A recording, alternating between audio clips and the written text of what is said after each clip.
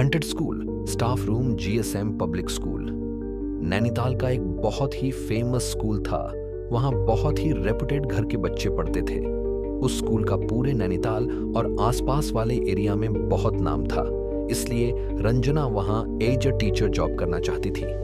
Ranjana science की teacher थी और वो 6th to 8th क्लास को साइंस पढ़ाया करती थी और वो बहुत वक्त से जीएसएम पब्लिक स्कूल में जॉब ट्राई कर रही थी। फाइनली उसकी जॉब उस रेपुटेड स्कूल में लग गई थी। रंजना बहुत खुश थी और वह पूरे मन से अपनी जॉब किया करती थी। स्कूल में एग्जाम्स का टाइम आ गया था और एक दिन रंजना एग्जाम पेपर्स चेक करने के लिए स्कूल के स्टाफ रूम में लेट तक रुकी हुई थी। उसने अपने पेरेंट्स को बताया था कि वह स्कूल से लेट आने वाली थी, मगर चिंता की बात तो हुई जब रात के 11 बज गए और रंजना का कुछ अता पता नहीं चला। उसके पापा उसे बार बार कॉल कर रहे थे, मगर वह फोन ही नहीं उठा रही थी। देखते ही देखते 12 बज गए, फिर 3 बज गए और फिर अगले दिन की सुबह होने को आ गई। रंजना के पेरेंट्स बहुत परेशान हो गए थे, इसलिए उसके पापा तुरंत स्कूल के लिए निकल गए, मगर स्कूल के गेट पर ताला लगा था। इसके बाद रंजना के पापा सीधा लोकल पुलिस स्टेशन गए और अपनी बेटी की मिसिंग रिपोर्ट दर्ज करा दी। यह सब अभी चल ही रहा था कि रंजना के पापा को उसके स्कूल के स्टाफ रूम वाले नंबर से एक कॉल आया। उन्होंने तुरंत फोन उठाया और उनके पैरों तले जमीन खिसक गई। वह पुलिस को लेकर फौरन स्कूल के लिए निकल गए। वहां पहुंचकर उन्होंने देखा कि स्टाफ रूम में रंजना की लाश पड़ी है। उसके सर पर गहरी चोट लगी हुई थी और पर ढेर सारे चोट के निशान थे। पुलिस ने यह सब देखकर तुरंत रंजना की डेथ की इन्वेस्टिगेशन शुरू कर दी।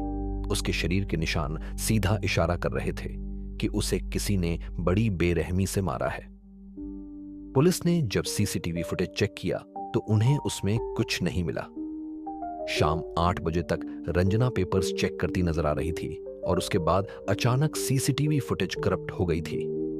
यह केस पूरे नैनीताल में फेमस हो गया और जीएसएम पब्लिक स्कूल काफी चर्चा में रहने लगा। स्कूल की प्रिंसिपल को यह बात बिल्कुल पसंद नहीं आ रही थी कि उसकी स्कूल की रेपुटेशन खराब हो रही है। इसीलिए उसने पुलिस इन्वेस्टिगेटर अजय को बार बार स्कूल में आने से मना कर दिया। अजय ने केस के बारे में खूब इन्वेस्टिगेट किया, मगर उसे कुछ समझ ही नहीं आ रहा था कि आखिर रंजना का मर्डर हुआ कैसे और क्यों। उस स्कूल के सामने एक चाय और स्नैक्स की दुकान भी थी, जहां एक बूढ़ी अम्मा सफाई का काम किया करती थी। एक बार अजय जब वहां पर चाय पी रहा था तो वह बूढ़ी अम्मा अचानक से बोल पड़ी कि उस स्कूल में भूत है और उस भूत ने ही उस टीचर को मारा है। यह सुनकर पहले तो अजय हंस पड़ा, लेकिन फिर कुछ देर बाद उसने सोचा कि वह एक बार रात में जाके स्टाफ रूम चेक करके ही क्यों ना आ जाए। इसलिए एक शाम स्कूल बंद होने के बाद अजय गार्ड से एसएल खुलवाकर चुपचाप स्टाफ रूम में इन्वेस्टिगेट करने चला गया। स्टाफ रूम में जाते ही उसको कुछ अजीब सा महसूस होने लगा। अचानक ही स्टाफ रूम का टेम्परेचर ठंडा पड़ गया था। अजय ने स्टाफ रूम को अंदर से बंद किया और फिर इन्वेस्टिगेट करने लगा। उसने रंजना का लॉकर खोला और डॉक्यूमेंट देखने लगा। तभी स्टाफ रूम की सारी लाइट्स फ्लिकर करने लगी। अजय ने ट्यूब लाइट थोड़ी घुमाई ताकि लाइट फ्लिकर होनी बंद हो जाए और वह जल बुझ बंद भी हो गई। इन सब पर ध्यान न देता हुआ अजय दोबारा अपना काम करने लगा कि तभी रूम में लगी ट्यूब लाइट ब्लास्ट हो गई और पूरे स्टाफ रूम में अंधेरा छा गया। अजय ने इस बात को ज्यादा सीरियसली नहीं लिया और सभी पेपर्स उठाकर रूम से बाहर जाने लगा, मगर स्टाफ रूम का दरवाजा अब खुल ही नहीं रहा था। उसने दरवाजा खोलने की बहुत कोशिश की, मगर वो खुल ही नहीं रहा था। तभी अजय को अपने पीछे से किसी औरत के रोने की आवाज आई। वो पलटा और उसका दिल बुरी तरह दहल गया। एक औरत दीवार की तरफ मुंह करके जमीन पर बैठी रो रही थी। अजय की धड़कनें ये देखकर बहुत तेज हो गई थी, क्योंकि पूरे स्कूल में उसके अलावा कोई था ही नहीं। वो पूरी जान लगाकर दोबारा दरवाजा खोलने की कोशिश में लग गया, मगर अगले ही सेकंड वो बर्फ सा वहीं जम गया। वह धीरे से मुड़ा तो उसने देखा कि वह औरत ठीक उसके पीछे छत से उल्टी लटकी हुई है। जब उसने ध्यान से उसका चेहरा देखा तो उसकी आंखें फटी की फटी रह गई। वह औरत कोई और नहीं बल्कि रंजना ही थी। उसकी आत्मा उसी स्टाफ रूम में कैद थी। देखते ही देखते रंजना की आत्मा छत से ही फ्लॉट करते हुए वो कोने में चली गई जहां वह बैठकर रो रही थी। उसने जैसे ही रंजना की आंख में आंख मिलाई, रंजना जोर से चिल्लाई और फिर हवा में कहीं गायब हो गई। अजय उस कोने की तरफ गया तो उसने देखा कि स्टाफ रूम की वह दीवार लकड़ी से बनी थी, जबकि बाकी दीवारें सीमेंट से बनी थी। अजय ने तुरंत वो दीवार तोड़ दी जो उसने वहां देखा। वैसा कुछ उसने आज तक कभी नहीं देखा था।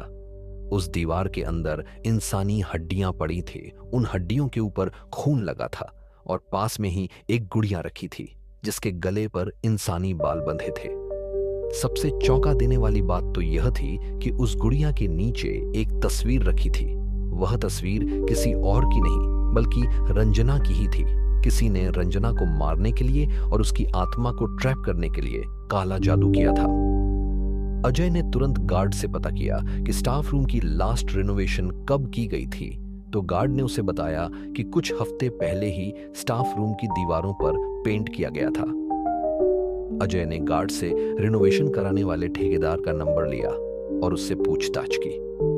पूछताछ में पता चला कि रिनोवेशन का ऑर्डर तो प्रिंसिपल ने दिया था, मगर जेएसएम पब्लिक स्कूल के साइंस टीचर अनिक घोष काम के बीच में बहुत बार स्टाफ रूम में आया करते थे। एक दिन वही प्रिंसिपल से साइन डॉक्यूमेंट लाए जिसमें लिखा था कि स्टाफ रूम की एक दीवार को लकड़ी का बनाया जाए। इंस्पेक्टर अजय ने तुरंत अनीक को अरेस्ट कर लिया। शुरू में तो अनीक ने कुछ नहीं बोला, मगर शक्ति करने पर उसने अजय को सब कुछ सच बता दिया।